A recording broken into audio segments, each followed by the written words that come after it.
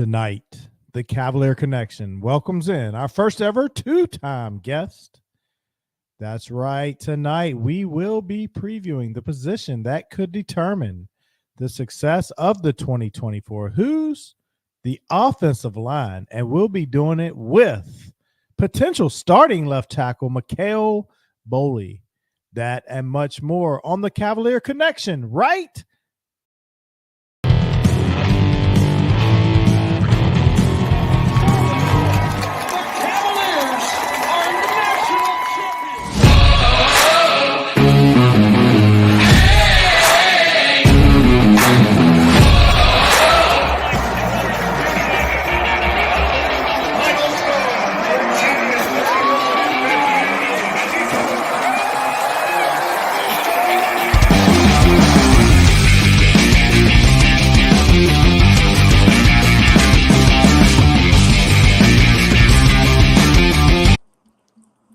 Welcome on into another edition of the Cavalier Connection podcast. I'm your host, Jack Lowe, joined as always by my dad, Jeff Lowe, and Jay Ballard.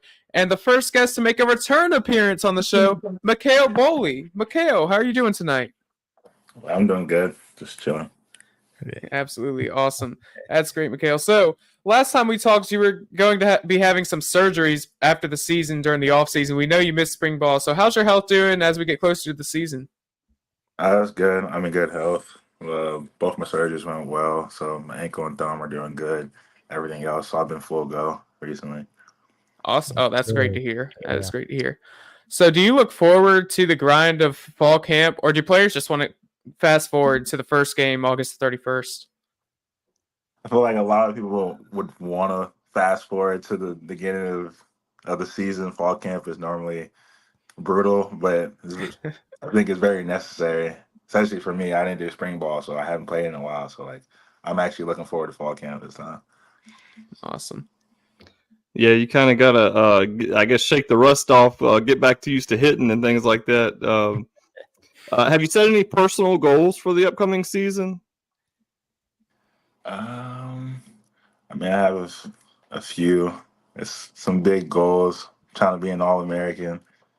That's a goal up there. First team All-ACC. Big goals. Those are great goals. That's awesome. We certainly hope you reach them. Any team goals that have been discussed, or do y'all do that closer to the kind of the start of the season?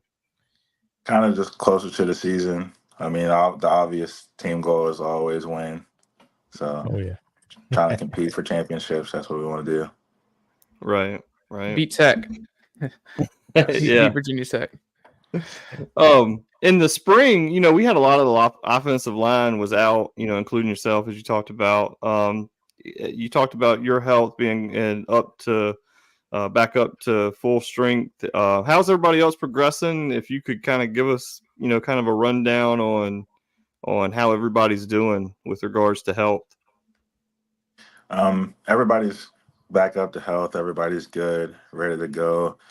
And I think some of us not during spring ball kind of helped our group kind of form more because some guys got to get in, get reps, some young guys. So I think we have a good depth in our group this year. What do you think the biggest improvement will be between the play of this year's and last year's offensive line? I really think just tenacity and our ability to just play together and all be on the same page, knowing what we're doing.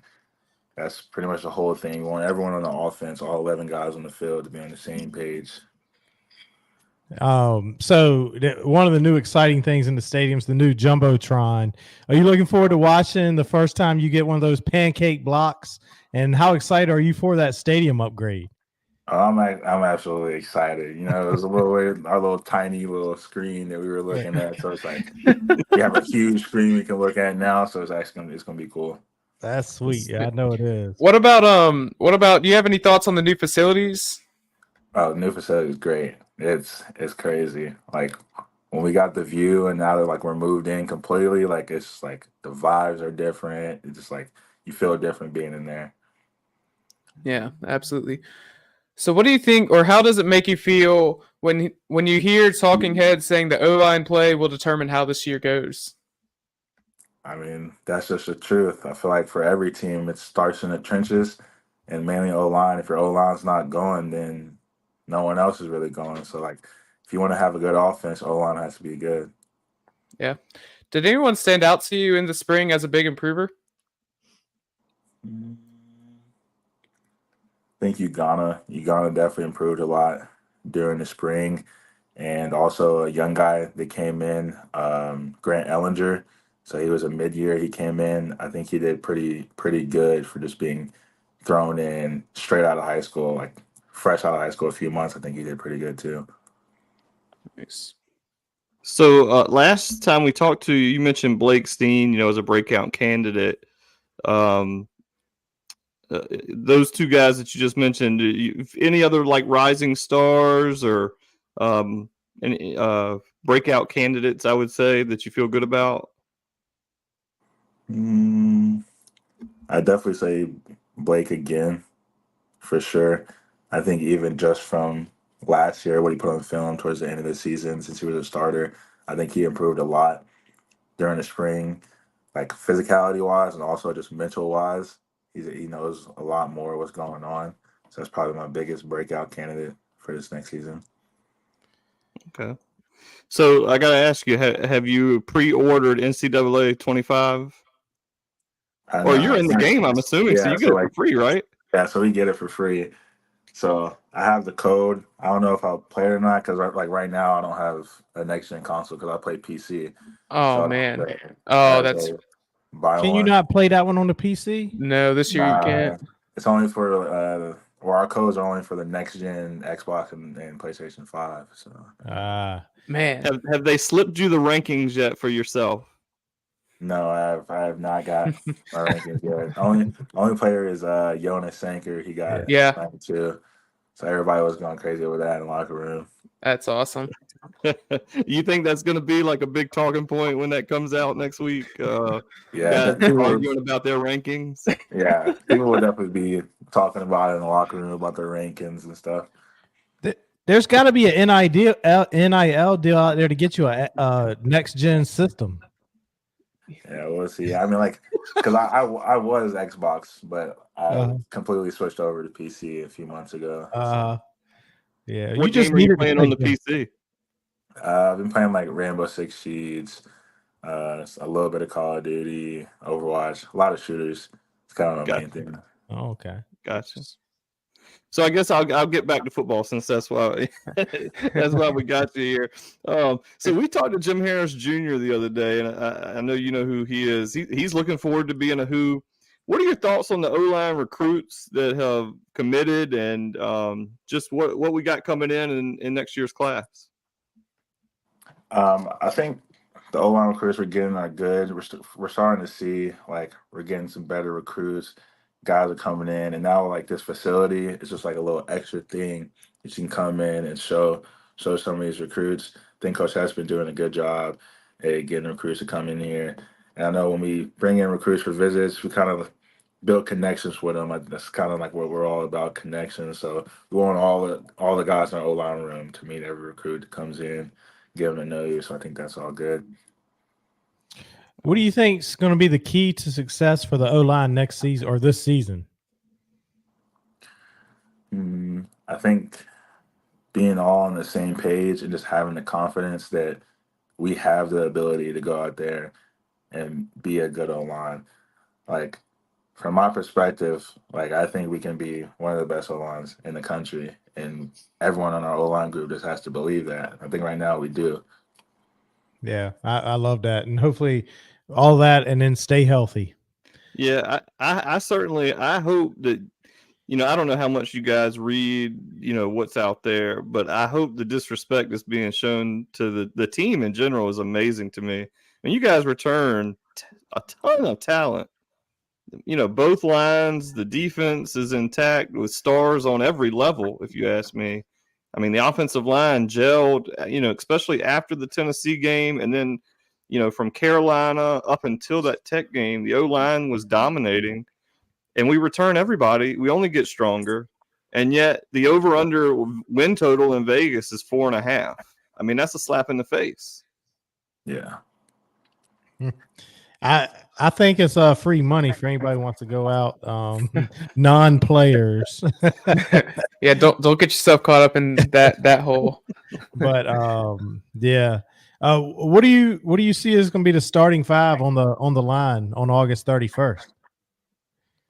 I'm honestly not even sure. Is fall camp will determine. I mean, I know the left side will be the same, me and Josie, but we'll see how fall camp plays out. I mean, every spot's open. No one has their spot guaranteed. Right. So that's what fall camp is for. So you can compete, get a spot. Right. Yeah. So last question for you here, McKale. Any thoughts on who will be under center on August 31st? I couldn't tell you, man. Couldn't tell you who's under center. I love both my quarterbacks, though. Any quarterback we go out there with, I'm rocking with. Yeah, absolutely. It's a good problem. It's a very good problem. It is a good problem to have. Yep. Well, McKale, we want to thank you so much for taking the time to talk offensive line in the upcoming season with us. We wish you nothing but good health and pancake blocks in your future. We can't wait to be in Scott Stadium on the 31st to cheer you and the guys on. Thank you. Yeah, thanks for coming on. Yep, thanks for coming. We would like to thank once again McKale Boley for joining us on the podcast. That was great to hear about the insight on the offensive line and what they're going to look like, because they seem to have a lot of returners this year, and they might be able to do some big things, even getting that run game going a little bit. But other than that, that's going to be all from us. Be sure to follow us on X at TalkEVA Sports, Instagram, _Cavalier_Connection_, Facebook and YouTube, as always, the Cavalier Connection. Closing thoughts, Jay? Just wrapping up the offensive line preview. We'll be previewing other position groups, hopefully getting some guys on that the folks will recognize. Got a lot of upcoming episodes planned out, and looking forward to sharing with everyone all the exciting interviews that we've had. A lot of good stuff lately, and more to come. So go Hoos!